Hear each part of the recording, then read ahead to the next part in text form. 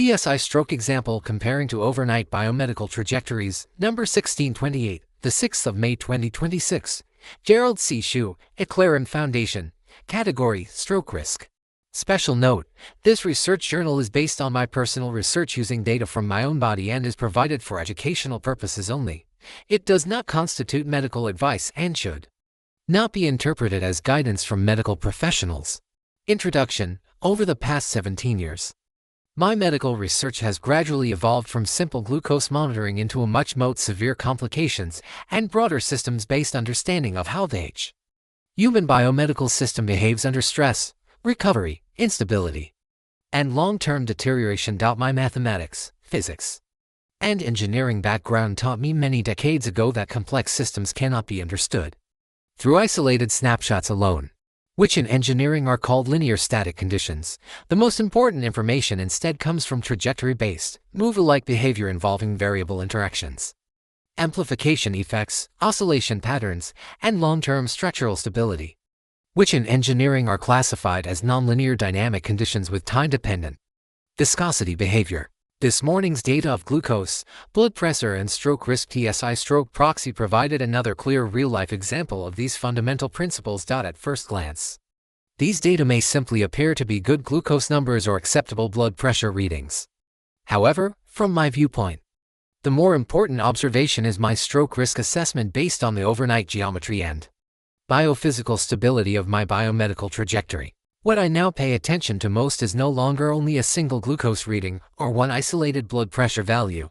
Instead, I focus on whether the entire biomedical system is moving toward greater stability or toward increasing amplification, oscillation, and cumulative structural stress accumulation. This systems viewpoint is one of the major reasons why my medical research eventually shifted away during past 17 years from traditional snapshot medicine toward biophysics-based trajectory analysis and multiplicative interaction models such as TSI. Over time, I gradually realized something important.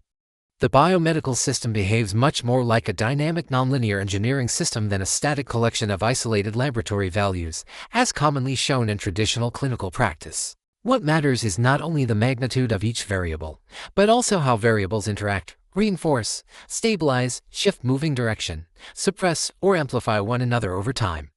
This morning's data clearly demonstrated that principle again. This morning represented a very stable and well-controlled biomedical profile from a systems viewpoint. My glucose remained mostly between approximately 75 to 100 mg dl overnight. My wake-up glucose was 96 mg dl, which indicated stability rather than upward drift. My overnight glucose curve was smooth without large oscillations or rebound spikes. My average overnight glucose was only 80.3 mg dl, which is extremely low and stable for a prolonged fasting period of over 12 hours, from 7 p.m. last night through 7 o'clock a.m. this morning. At the same time, my blood pressure profile was also calm, SBP mostly within 96 to 113, DBP mostly in the 50s-60s. Pulse pressure SBP DBP mostly around 43. Most importantly, my TSI-Stroke risk TSI-3B this morning was only 68.5, which is well within the safety region. This relatively low TSI value occurred because all three interacting components inside my multiplicative TSI-Stroke structure, including glucose, pulse pressure PP equals SBP DBP, and systolic blood pressure SBP, were simultaneously controlled since my TSI structure is multiplicative rather than additive. Stability across multiple variables simultaneously suppresses amplification effects throughout the biomedical system. That is one of the key systems insights behind my research of mortality diseases. From a physics viewpoint, my current biomedical state resembles a low-energy mechanical system. Low addition to vascular calcification, which means low metabolic excitation, low oscillation from pressure loading, and low transient SBP spike behavior that could trigger another stroke. The overall trajectory itself is also important. My overnight glucose curve was not only low, but smooth and structurally quiet. In nonlinear dynamic biomedical systems, reduced fluctuation itself often reflects improved system stability. This is very different from someone who may show an acceptable average glucose while still experiencing large transient spikes or major SBP excursions. This kind of situations could trigger a stroke event. My data this morning showed both low magnitude, and low instability simultaneously. The combination of glucose in the 80s, 90s, PP in the 40s, SBP near 100, naturally pulled my TSI-Stroke value downward. That is exactly the type of flat and stress trajectory my TSI framework was designed to capture. Yesterday morning data in contrast. Yesterday morning showed a completely different system behavior pattern. My overnight glucose remained elevated for many hours, mostly between approximately 140 to 180 milligrams DL, with a daily average glucose of 141.6 and a maximum minimum spread of 82 milligrams DL. The overnight glucose curve also showed much larger oscillations, higher metabolic loading, and significantly greater instability. This specific behavior and pattern resulted from my pre-sleep snack of 2 fists full of boiled peanuts. After 17 years of self-study and research in diabetes, I am still learning new lessons from observing real-life biomedical system behavior. In comparison, if I'd a banana, its glucose spike could reach approximately 210 milligrams DL, but its PPG curve would usually not last for such a prolonged period. At the same time, my TSI-3B yesterday morning was 87.3, compared to only 68.5 this morning, at 22% of stroke risk reduction. This reduction is important because the TSI model is multiplicative, and therefore more sensitive to fluctuations from any single influential factor. Even moderate reductions in glucose, pulse pressure PP, and SBP spike amplitude simultaneously can produce a disproportionately large reduction in total TSI-Stroke system behavior. The difference between yesterday and today was not merely a lower glucose number. Both PP and SBP also contributed significantly. The deeper difference was the overall system geometry via topology and trajectory via viscoplasticity behavior. Yesterday's curve reflected a higher energy biomedical state with stronger amplification effects, while today's curve reflected a much flatter, lower energy, and more stable trajectory. From a physics viewpoint, yesterday's system behaved more like a loaded structure operating under continuous internal stress, whereas today's system resembled a stabilized structure operating under a much lower stress state. With reduced oscillation and reduced amplification, I could never imagine that 2 fistfuls of boiled peanuts before sleep could have such a significant impact on my stroke risk. I believe the higher blood pressure during the peanut night was not caused by glucose alone. The prolonged overnight digestion load, possible sodium intake, sustained metabolic activity, and mild sympathetic nervous system activation likely all contributed together. In other words, the prolonged metabolic disturbance propagated into vascular behavior, causing both glucose elevation and some increase in SBP and pulse pressure simultaneously. These probable causes also demonstrate how complicated biomedicine truly is. The interesting part is not that the TSI reached 87.3, because as I have said, that is still within a relatively safe region. The more important observation is the sensitivity of the TSI's multiplicative structure itself. A modest increase in glucose alone might not have changed the TSI dramatically. However, when glucose, SBP, and pulse pressure all drift upward together, even mildly, the multiplication effect amplifies the total system response disproportionately, by 22% of TSI increase. That is exactly the type of nonlinear interaction my TSI framework is designed to detect.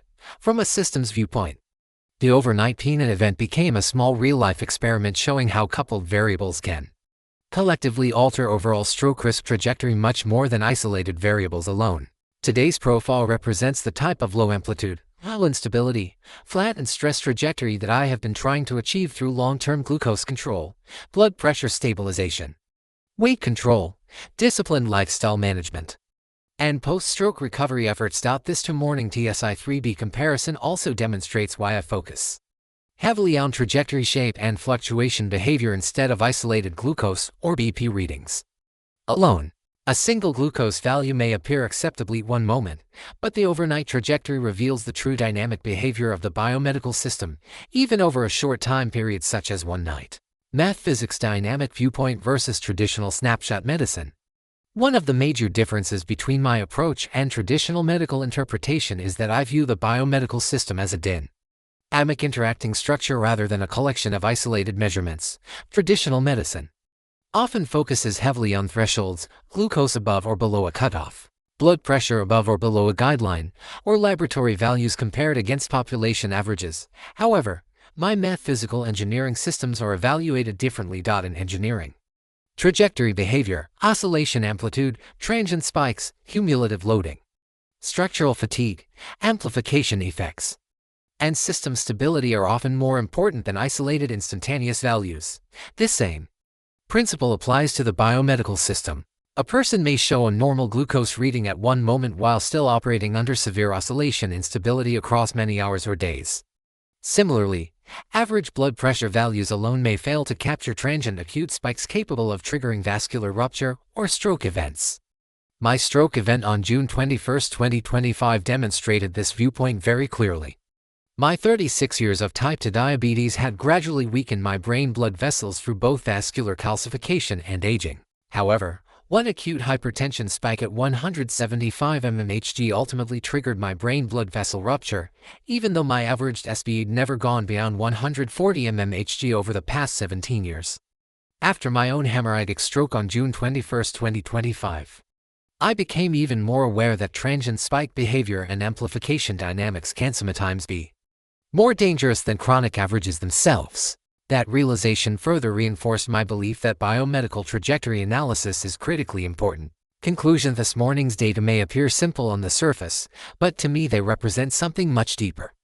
They reflect a gradual transition from a higher stress biomedical state toward a lower energy and more stable physiological state. My goal is no longer simply achieving one good number. Instead, my objective is to continuously reduce system instability, suppress amplification behavior, flatten oscillations, minimize transient spikes, and reduce cumulative structural stress over time. I have finally applied what I learned in mid-classrooms since 1972 to my own body, health, and longevity. This is why I believe trajectory behavior is often more meaningful than isolated biomarker snapshots.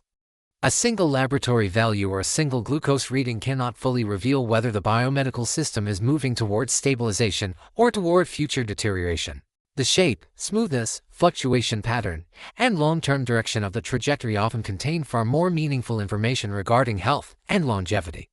Through years of self-study and observation, engineering-based analysis, longitudinal data collection, and post-stroke recovery, I have gradually learned that survival is not controlled by one variable alone. It depends on how multiple variables interact dynamically over time within a nonlinear biomedical system with amplification characteristics. My current research work is no longer simply about disease management. It has become continuous effort to understand how to reduce total system stress, improve system stability, slow long-term structural deterioration through disciplined daily lifestyle control. In many ways, this journey reflects my own transition from system builder to survival scientist. Epilogue: my peanut example is especially valuable. It shows that the biomedical system behaves like a viscoplastic structure under load. Prolonged digestion plus sodium plus sympathetic tone gives increased vascular stiffness gives higher PP. SBP gives amplified TSI. The glucose curve is only one dimension of the disturbance. The deeper effect is the propagation of metabolic load into vascular mechanics. The true signal is not the glucose or BP values themselves, but the overnight system geometry through viscoplasticity and trajectory through topology of my stroke risk. When I observed a 20% swing in my stroke risk from a single dietary choice, it became a powerful motivator for continuing my disciplined lifestyle management over the past 17 years. I have finally learned that health is a verb, not a noun. It is a movie, not a number. Disclaimer: I write this paper not for fame, but to share what I have learned so others can understand their health, prevent disease, and live longer, healthier lives.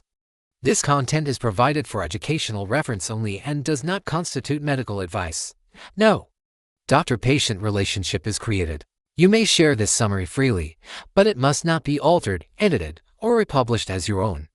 All intellectual property rights and copyrights for this article and its related materials belong to T.E. author, Gerald C. This content is provided for educational reference only and does not constitute medical advice. No doctor-patient relationship is created. You may share this summary freely, but it must not be altered, edited, or republished as your own. All intellectual property rights and copyrights for this article and its related materials belong to the author, Gerald C.